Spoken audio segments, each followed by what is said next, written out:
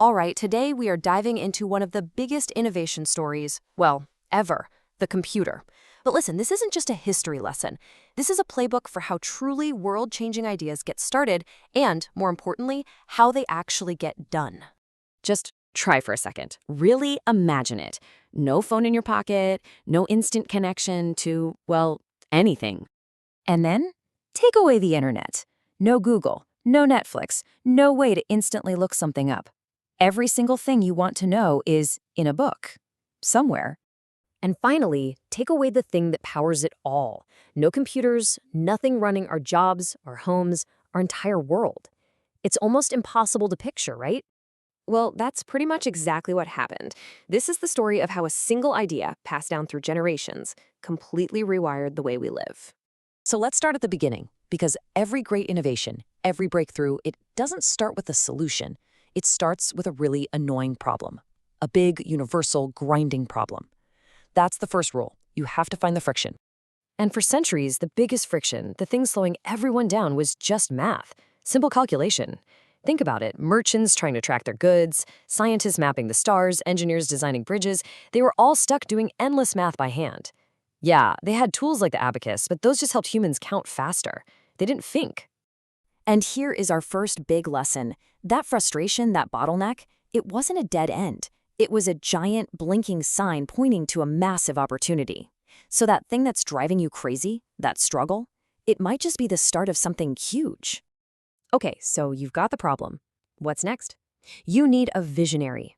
You need someone who looks at that problem and dreams up a solution so wild, so far out there that everyone else thinks it's basically magic. And that brings us to Charles Babbage. We're in the 1800s, remember, a world of steam and gears. And Babbage imagines this thing, the analytical engine. Look at what it was supposed to do. Store data, follow instructions, and crunch numbers all by itself. That's not a fancy calculator. That is, concept, a modern computer. He dreamed it up 100 years before it was possible to build.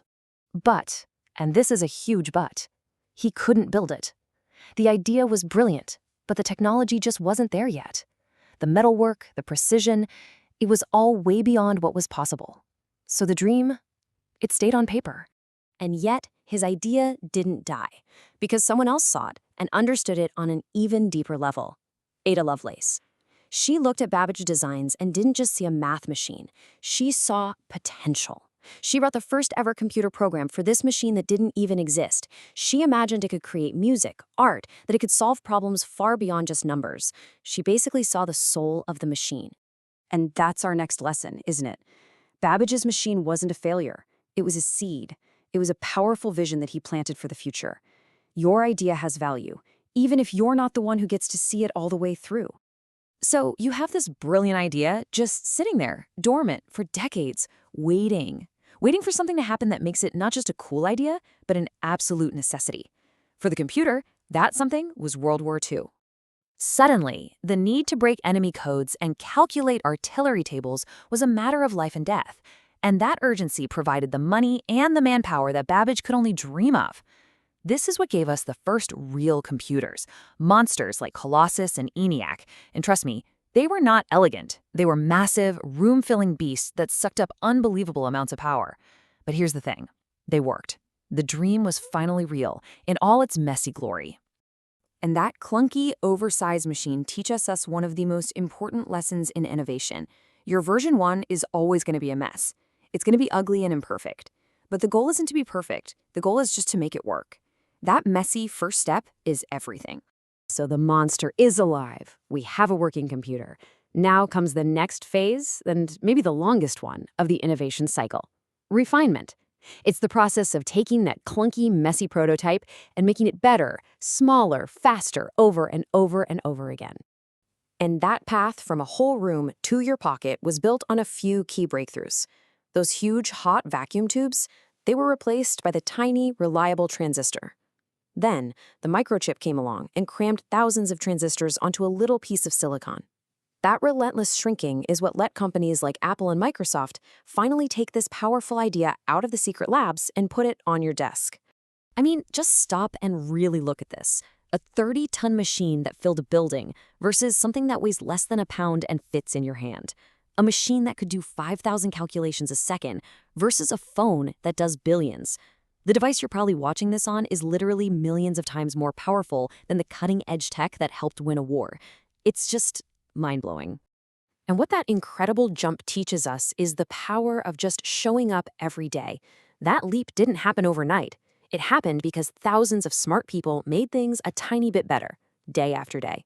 You don't have to be perfect. You just have to be a little bit better than you were yesterday. Okay, so all of that refinement, that shrinking, that speeding up, it all leads to the final stage of innovation. This is the point where a technology stops being just a tool you use, and it becomes the world you live in. Think about it. Our entire global financial system, how we talk to each other, how we get our news, how we do our jobs, all of it runs on the direct descendant of an idea that one guy dreamed up using gears and steam power almost 200 years ago. So when you really break it down, the story of the computer isn't about wires and circuits at all. It's a deeply human story. It's about a man with a vision, a woman with incredible foresight, and generations of people who failed and failed and failed again, but kept pushing until that dream became the reality you're holding in your hand. And that leaves us with one last question for you. That whole incredible journey from a steam-powered dream to a supercomputer in every pocket, it all started with one person tackling one problem. So, what's your small effort today? What problem are you chipping away at?